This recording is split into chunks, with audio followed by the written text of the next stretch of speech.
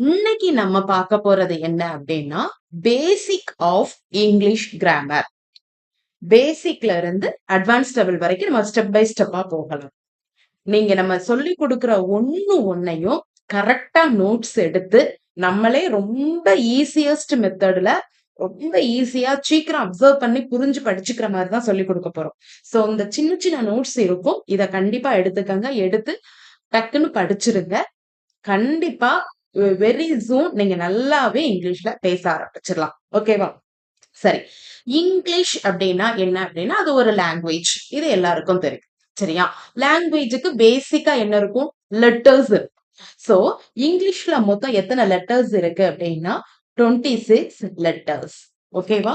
இங்கிலீஷ்ல மொத்தம் 26 லெட்டர்ஸ் இருக்கு. That is A, B, C இந்த மாதிரி சொல்லுவோம் இல்லையா? அதுதான் லெட்டர்ஸ்.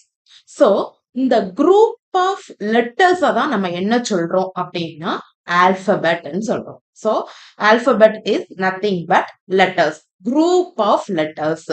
ஓகே, எப்போதுமே ஆல்பபெட் அப்படிதான் சொல்லணும், ஆல்பபெட்ஸ் சொல்லக்கூடாது. இது கூட எஸ் சேர்க்க கூடாது. இது ஒரு முக்கியமான டிப்ஸ். சரியா? சோ லெட்டர்ஸ் சொல்லலாம். 26 லெட்டர்ஸ் இருக்குது இங்கிலீஷ்ல. அது என்னன்னா ஏபிசிடி இந்த மாதிரி இசட் வரைக்கும் உள்ள 26 லெட்டர்ஸ். இந்த குரூப் ஆஃப் லெட்டர்ஸ் தான் நம்ம என்ன சொல்றோம்னா ஆல்பபெட்னு சொல்றோம். கண்டிப்பா இப்ப நீங்க ஒரு இன்டர்வியூ போறீங்க, இல்ல ஒரு ஸ்கூலுக்கே நீங்க ஏதோ ஒண்ணு டீச் பண்றீங்க, what ever it may be, நீங்க அங்க போய் என்ன செஞ்சிடக்கூடாது, ஆல்பபெட்ஸ் அப்படின்னு சொல்லிடக்கூடாது. சரியா? கண்டிப்பா ஆல்பபெட் மட்டும்தான் நீங்க சொல்லணும். சோ பேசிக் நம்ம பார்த்துட்டோம். பேசிக் இங்கிலீஷ் ஒரு லாங்குவேஜ், அதுல 26 லெட்டர் இருக்குது. அத எல்லாத்தையும் என்ன சொல்றோம்னா ஆல்பபெட்னு சொல்றோம். நெக்ஸ்ட் நெக்ஸ்ட் பாருங்க, இந்த லெட்டர்ஸ். சரியா? இந்த லெட்டர்ஸ் எல்லாம் சேர்ந்துதான் என்ன ஆகும் அப்படின்னா வேர்ட்ஸ் ஃபார்ம் ஆகுது. ஒரு வேர்ட் அப்படின்னா அதுக்கான டெஃபினேஷன் என்ன? a group of letters, it must be give complete meaning. சரியா?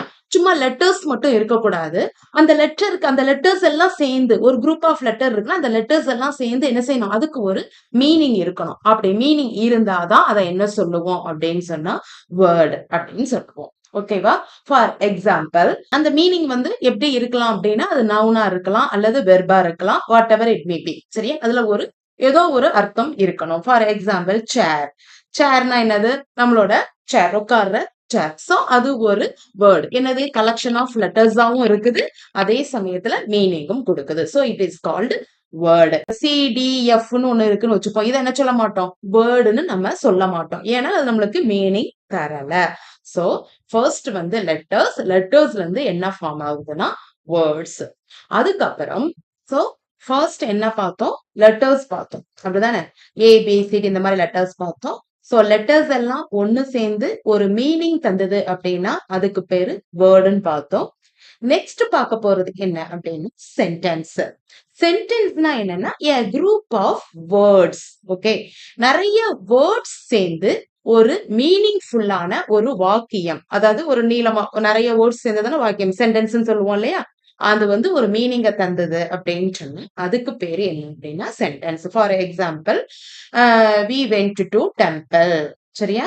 நாங்க கோவிலுக்கு போனோம் அப்படின்னு சொல்லக்கூடியது. சோ இதுல விங்கிறது ஒரு வேர்டு, வென்ட்ங்கிறது ஒரு வேர்டு, டு ஒரு வேர்டு, டெம்பிள் ஒரு வேர்டு. இப்படி ஒவ்வொரு வேர்டா சேர்ந்து ஒண்ணுக்கும் மீனிங் இருக்குது. வேர்டு ஒண்ணுக்கும் மீனிங் இருக்குது. சோ இப்படி மீனிங்ஃபுல்லான வேர்ட்ஸ் எல்லாம் சேர்ந்து ஒரு வாக்கியம் தருது, ஒரு சென்டென்ஸ் தருது. சோ இதுல டபிள்யூஇ அப்படிங்கறதெல்லாம் ஒரு லெட்டர், அப்புறமா ஒரு வேர்ட் ஃபார்ம் ஆகுது, வேர்ட்ஸ் எல்லாம் ஃபார்ம் பண்ணி ஒரு சென்டென்ஸ் உருவாக்குது. ஓகே, சோ இன்னைக்கு ரொம்ப ரொம்ப பேசிக்கா லெட்டர்னா என்ன, ஆல்பபெட்னா என்ன, வேர்ட்னா என்ன, சென்டென்ஸ்னா என்ன அப்படிங்கறத பத்தி பார்த்துட்டோம். சோ இனிமே கொஞ்சம் கொஞ்சமா அப்படியே step by step, second step, third ஸ்டெப்லாம் கொஞ்சம் போகணும். இப்போ நாளைக்கு கிளாஸ்ல என்ன பார்ப்போம்னா சென்டென்ஸ்ல என்னெல்லாம் டைப் இருக்கு. இது எதுக்காக அப்படின்னா இதெல்லாம் நீங்க தெரிஞ்சுக்கிட்டாதான் நெக்ஸ்ட் கிராமர்ல ஏதோ ஒண்ணு சொல்லும் போது உங்களுக்கு ஈஸியா புரியும், பேசும்போது ரொம்ப எஃபெக்டிவா இருக்கும். அதாவது டைரக்டா நீங்க ஸ்பீச் கத்துக்கிட்டவோ அந்த ஒரு கிராமரே தெரியாம ஒரு பேசிக் ஐடியா இல்லாம பேசுறதுக்கும் இந்த மாதிரி குட்டி குட்டி விஷயங்கள் தெரிஞ்சுக்கிட்டு பேசிக் ஐடியாஸோட பேசும்போது ரொம்ப நாலேஜபிளா தெரியும். சோ இது எல்லாமே நம்ம ஒரு லாங்குவேஜ் கத்துக்கணும்னு முடிவு பண்ணிட்டோம். சோ சில விஷயங்கள் இதுல தெரிஞ்சுக்கிறது நல்லது. So continue with us. Thank you.